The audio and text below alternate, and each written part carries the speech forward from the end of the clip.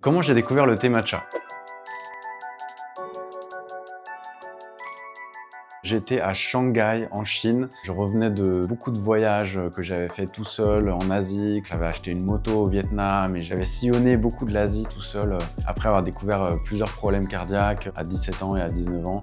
Ça m'avait tellement donné envie de vraiment voir le monde, de découvrir, de voyager le plus possible et le plus tôt possible. Et du coup, je me retrouve en Chine où j'ai découvert que j'avais un oncle du 2e degré qui, lui, était un entrepreneur en Chine, à Shanghai. Mais je le connaissais pas du tout. Et donc, je vais pour le rencontrer et il me dit que c'est un businessman, il vient de vendre sa boîte et il lance un nouveau projet qui est une marque de vin française en Chine. Et à l'époque, moi, donc j'avais 20 ans, aujourd'hui j'ai 34 ans. Et à l'époque, le vin français en Chine, c'était vraiment en plein boom. Et moi, je revenais de mes voyages, tu vois, j'étais un backpacker.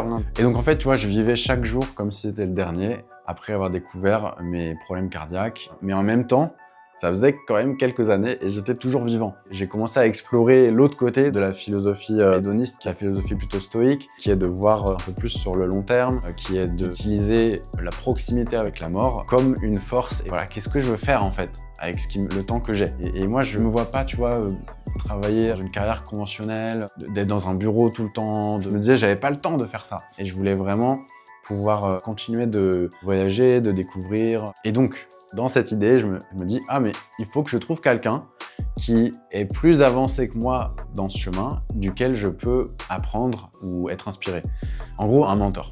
Donc, je vois en cet oncle que je rencontre pour la première fois à Shanghai un mentor. Je lui demande « Est-ce que je peux bosser pour toi? J'adore l'Asie, je veux apprendre le business en Asie. Je bosserai pour vraiment rien, juste de quoi vivre. Mais je veux être ton bras droit, je veux être ton assistant pour m'imprégner du maximum possible de tout ce qu'on fait. » Et il me dit « Ok, vas-y, on fait ça. » Et donc, j'ai bossé avec cet oncle pendant 3 ans à Shanghai. C'était un milieu vraiment complètement différent de ce que moi j'avais vécu. Imagine un distributeur qui contrôle tous les vins et spiritueux d'une ville de la taille de Paris, on va dire. Et donc, il y a plein de villes comme ça en Chine.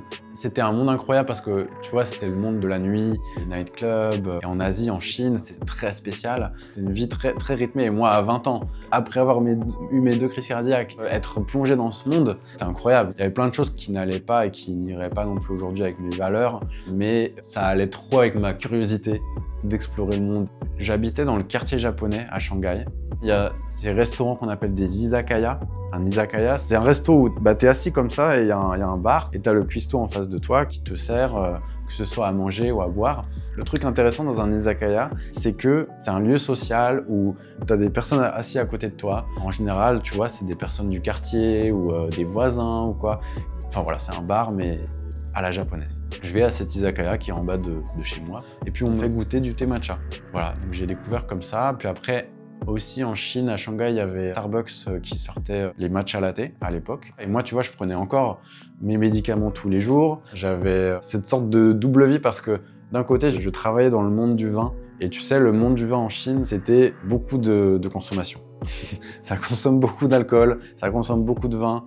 En Chine, il y avait un truc, c'était le client prenait un grand verre, tu sais, les gros ballons là, il versait jusqu'à ras-bord du vin et puis chacun venait vers moi en disant « Gambei » et il fallait boire cul sec. Donc tu vois, c'était pas une consommation raisonnée et pour moi, c'était beaucoup trop. Mais bon, voilà, je faisais mon possible pour limiter ma consommation, mais parfois, c'était un peu difficile. Donc d'un côté ça, et d'un côté, j'essayais le plus possible, tu vois, de prendre soin quand même de ma santé, de faire du sport. Et j'ai découvert les bienfaits du matcha et aussi le goût du matcha. Il y a tellement de similitudes entre le vin et le matcha. Petite tangente, mais en gros, dans le vin, tu as des cépages, tu as des terroirs, tout comme dans le matcha. Et rien que cépage plus terroir, en fait, ça fait différents goûts. Tu peux avoir un Malbec de tel endroit en Argentine ou un Malbec de tel autre endroit ailleurs, ça fera quand même un goût différent. Dans le matcha, il y a également aussi des millésimes.